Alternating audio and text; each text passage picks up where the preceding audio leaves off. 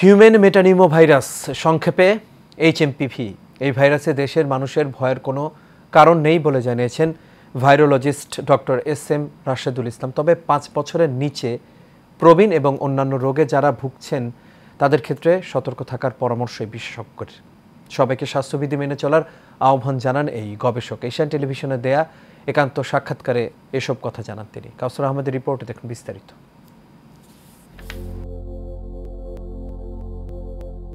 Corona সংক্রমণের 5 বছর পর চীনে হিউম্যান মেটানিউমো ভাইরাসে আক্রান্ত মানুষের সংখ্যা প্রতিনিয়ত বাড়ায় নতুন করে উদ্বেগ দেখা দিয়েছে পুরো বিশ্বে। সম্প্রতি বাংলাদেশে একজন শনাক্ত হওয়ায় দেশেও তৈরি হয়েছে নানান ভীতিকর পরিস্থিতি।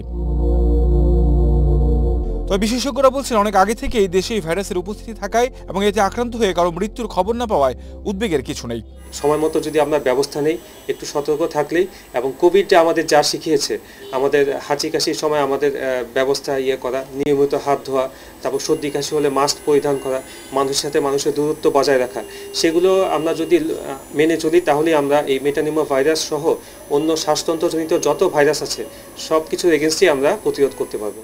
করোনার মতো এই ভাইরাস দ্রুত ছড়াবে কিনা জানতে চাইলে এই বিশেষজ্ঞ বলেন, এখনো সেটি বলা না গেলেও কোভিডের সময় দেশের মানুষের ইমিউনিটি বাড়ায় এমনিতেই অনেকেই সুস্থ হয়ে যাবেন। আসলে এই শ্বাসতন্ত্রজনিত যত ভাইরাসের জীবাণুগুলো যে ছড়ানোর যে বিষয়টা, আমরা যদি বলি যে ইনফ্লুয়েঞ্জা বলি, আমরা মেটানিউমো ভাইরাস বলি, আমরা করোনা বলি, এগুলো আসলে হাঁচি কাশির মাধ্যমেই ছড়ায়।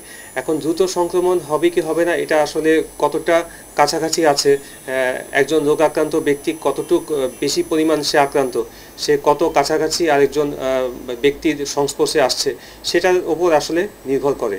এটা আসলে সেরকমভাবে বলা যাবে না যে করোনা ভাইরাসের তুলনায় এই মেটানিউমো ভাইরাসের সংক্রমণের ঝুঁকিটা বেশি অথবা কম। এই ভাইরাসের কোনো টিকা এবং ভ্যাকসিন তৈরি না হলেও যার যে উপসর্গ দেখা যায় চিকিৎসকের শরণাপন্ন হয়ে সেই রোগের চিকিৎসা দিতে পারবেন বলে জানান এই গবেষক। যাদের আসলে কেমোথেরাপি পায়, অথবা যারা ডায়াবেটিস, অথবা যারা কিডনি সমস্যা বা অন্য কোনো যাদের রোগ প্রতিরোধ ক্ষমতা যাদের কম, তারা যদি এই ধরনের ভাইরাসের এই হিউম্যান মেটানিউমো ভাইরাস দিয়ে আক্রান্ত হয়, সেক্ষেত্রে কিন্তু একটু ঝুঁকির থেকেই যায়। তো এসব ক্ষেত্রে আসলে একটু বাড়তি সতর্কতা নিয়ে আমাদের সবার চলা উচিত। কাউসার আহমেদ, এশিয়ান টেলিভিশন, ঢাকা।